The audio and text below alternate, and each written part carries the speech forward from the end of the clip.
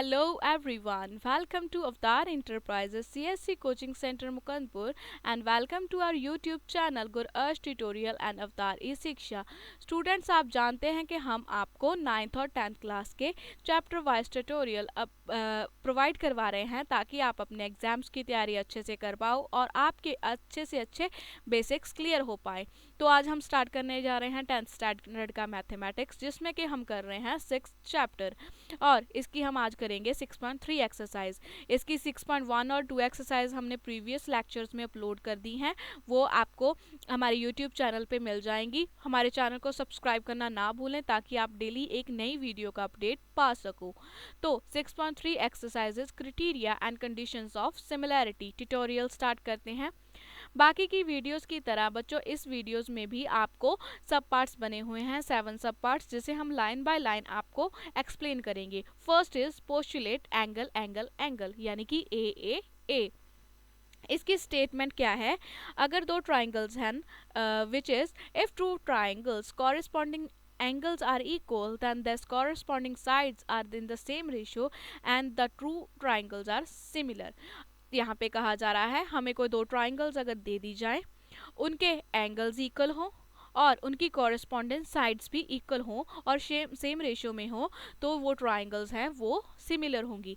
तो यहाँ से क्या आ गया, हमें ट्राइंगल दे दी गई एस टी यू और अदर ट्राइंगल दे दी गई एक्स वाई जेड। तो इसके कॉरस्पॉन्डिंग एंगल्स हैं, जो एस एंगल है वो एक्स के इक्वल है, टी एंगल है जो वाई के इक्वल है, यू एंगल है जो जेड के इक्वल है। तो इसे हम ट्राइंगल की सिमिलैरिटी के अकॉर्डिंग हम इसे सिमिलर ट्राइंगल्स मानेंगे। वो होंगी ए यानी कि criteria of triangles is a यानी कि एंगल एंगल एंगल, बिकॉज इनके तीनों एंगल एक दूसरे के इक्वल है।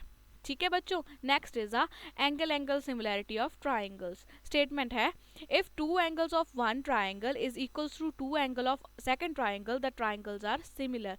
तो यहाँ पे हमें क्या दिया गया है, अगर हमें दो ट्राइंगल्स गिवन है, उन दोनों ट्राइंगल्स में से कोई दो एंगल्स दोनों के इक्वल हैं तो उसे हम बोलेंगे criteria of angle angle similarity. यानी कि अगर ए एंगल जो डी के इक्वल है गिवन में और सी एंगल एफ के इक्वल है, तो इसके दो एंगल सिमिलर हो गए। इस दो एंगल्स की सिमिलैरिटी के अकॉर्डिंग हम क्या बोलेंगे, बी और ई भी एक दूसरे के इक्वल होंगे, तो इसे हम बोलेंगे angle angle similarity of triangles. Next is S A S similarity. इसकी स्टेटमेंट है if two sides of one triangle is proportional to two sides of second triangle and their including angles are equal then two triangles are similar. यानी कि हमें कोई triangles दो दी गई हो, उनके यहाँ दो साइड्स इक्वल हो और एक एंगल इक्वल हो, तो उसे हम कॉरेस्पॉन्डिंग एंगल वाली को क्या बोलेंगे कि वो दोनों की दोनों ट्राइंगल्स इक्वल हैं। यानी कि हमें गिवन एग्जाम्पल के जरिए समझते हैं। हमें ए सी बी कोई ट्राइंगल दे दी गई और डी ई एफ कोई ट्राइंगल दे दी गई। A C is equals to D F है और कॉरेस्पॉन्डिंग साइड्स, और A B is equals to D E है और इसका एंगल क्या है, ए बनेगा, दूसरे का डी। तो ए और डी भी अगर इक्वल है तो इसे हम किस क्राइटेरिया और किस सिमिलैरिटी को बोलेंगे, ये सिमिलैरिटी बनेगी साइड एंगल साइड यानी S A S similarity. Prove करते हैं in A B C and triangle D E F. Given क्या है, A C over D F और A B over D E which is BPT theorem and the angle क्या होंगे, A is equals to angle D। तो to prove क्या करना है, ABC is similar to DEF। तो केस 1 है let AC DF के इक्वल है, AB DE के इक्वल है। तो since A और D जो गिवन था उसमें ले दिया, therefore एक एंगल ट्राइंगल ABC और triangle DEF S A S congruence of triangles के अकॉर्डिंग एक दूसरे के सिमिलर है। तो इस क्राइटेरिया को हम बोलेंगे एस ए एस सिमिलैरिटी यानी कि side angle side similarity. Next is side side side. Statement अगर कॉरेस्पॉन्डिंग साइड्स दो ट्राइंगल्स की प्रोपोर्शनल हो इन देयर ट्राइंगल्स आर सिमिलर। यानी कि एक ट्राइंगल और दूसरे ट्राइंगल दोनों की तीनों साइड्स एक कॉरेस्पॉन्डिंग तीनों साइड्स इक्वल हों, यानी कि एक दूसरे के सिमिलर हों, तो उन्हें हम किस क्राइटेरिया के अकॉर्डिंग सिमिलैरिटी बोलेंगे? एस एस एस, यानी कि side side side. According to A C over D F, D B over D E, A B over D E and C B over F E. इस criteria को क्या हम बोलेंगे? इसे बोलेंगे हम S S S similarity. Next is examples. तो यहाँ पे हमने पहले किया ए पोस्टुलेट, फिर हमने किया एंगल एंगल, उसके बाद हमने कर लिया एस ए एस सिमिलैरिटी, और फोर्थ हमने किया एस एस एस। तो इसकी हम एग्जाम्पल भी तो करेंगे, तभी हमें समझ में आएगा बच्चों कि ये हमने जो बोला है वो हम बोल क्यों रहे हैं, कर क्यों रहे हैं।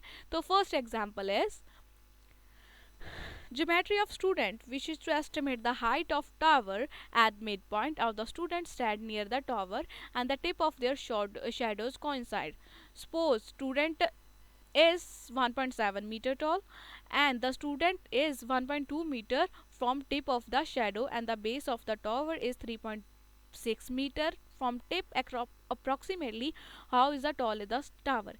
यानी कि कोई स्टूडेंट खड़ा है, यहाँ पे टावर है, तो उसकी शेडो कहाँ पे बन रही है? यहाँ पे जो पीक पॉइंट दिया गया है, यहाँ से ट्राइंगल बना ली हमने। स्टूडेंट की हाइट दी गई है 1.7 मीटर, और जो स्टूडेंट की हाइट और टावर के बीच में जो पूरा डिस्टेंस है वो कितना है? 3.6 मीटर।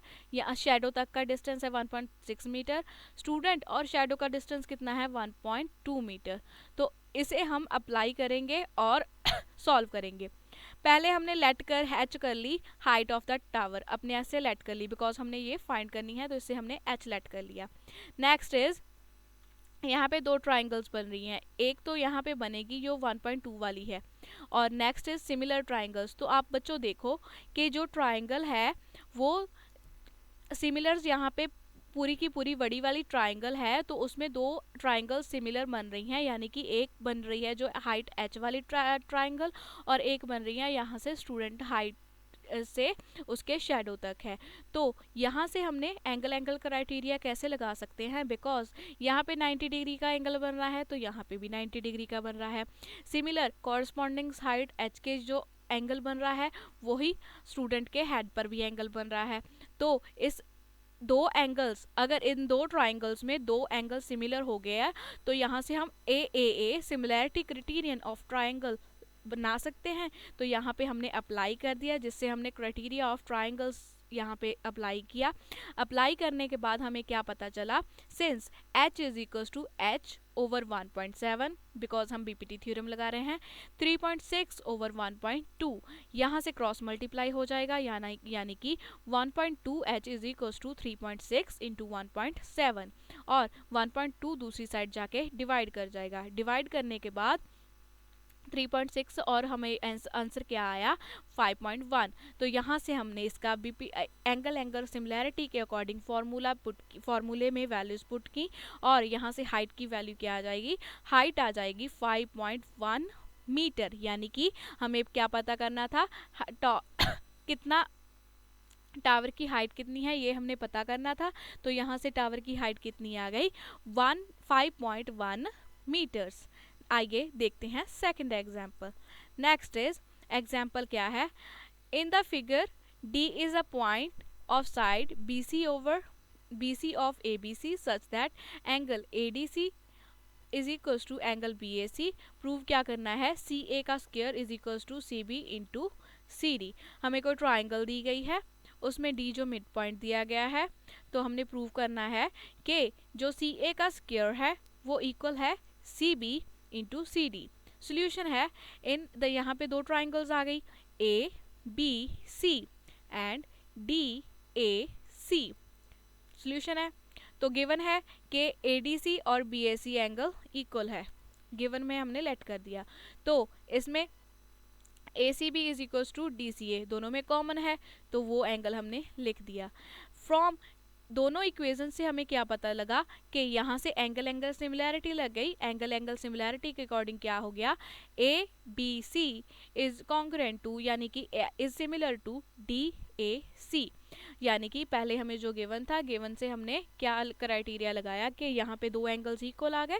दो एंगल इक्वल आने की वजह से हमने यहाँ पे एंगल सिमिलैरिटी क्राइटेरियन लगा दिया, जिससे हमने क्या बोला कि जो ABC is similar to TAC. Since triangles are similar, therefore corresponding sides are proportional.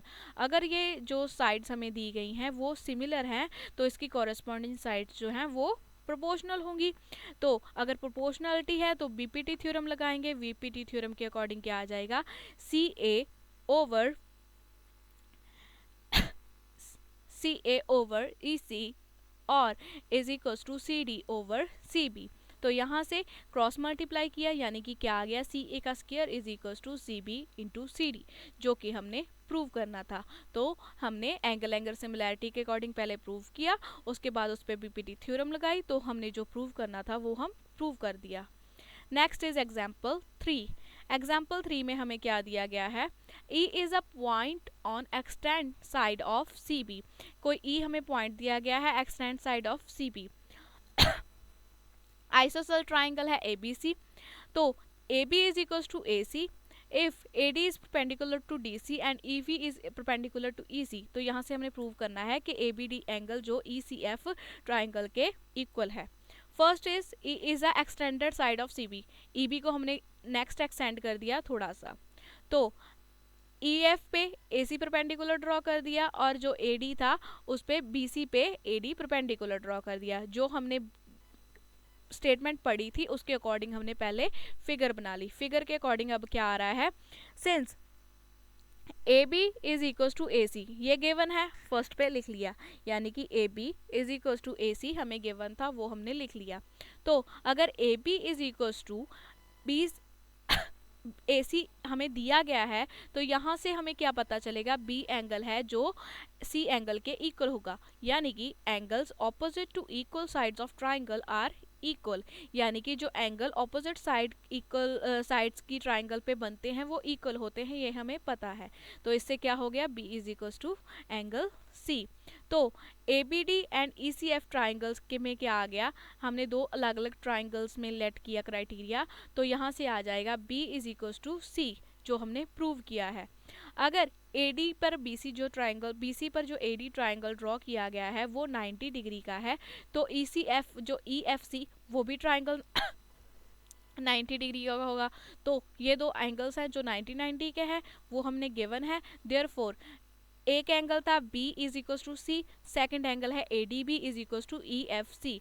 तो यहाँ पे एंगल सिमिलैरिटी क्राइटेरियन लग गया।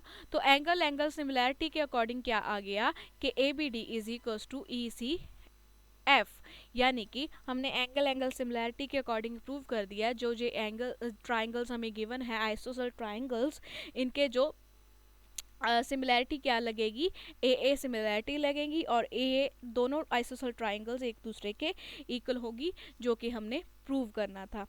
बच्चों ऐसे ही आप ये सारे के सारे सिमिलैरिटी क्राइटेरियंस लगाएंगे और अपने एप्लीकेशंस के ज़रिए, आप इनकी एप्लीकेशंस के ज़रिए अपने सम्स को सॉल्व करते जाएंगे। अगर आपको कोई भी प्रॉब्लम आएगी तो आप हमारे दिए गए नंबर्स पर कॉल करके अपने बेसिक्स को क्लियर कर सकते हो, और हमारे चैनल को सब्सक्राइब करना ना भूलें, ताकि आप अपने डेली एक नए वीडियो का अपडेट पा सको। Thank you.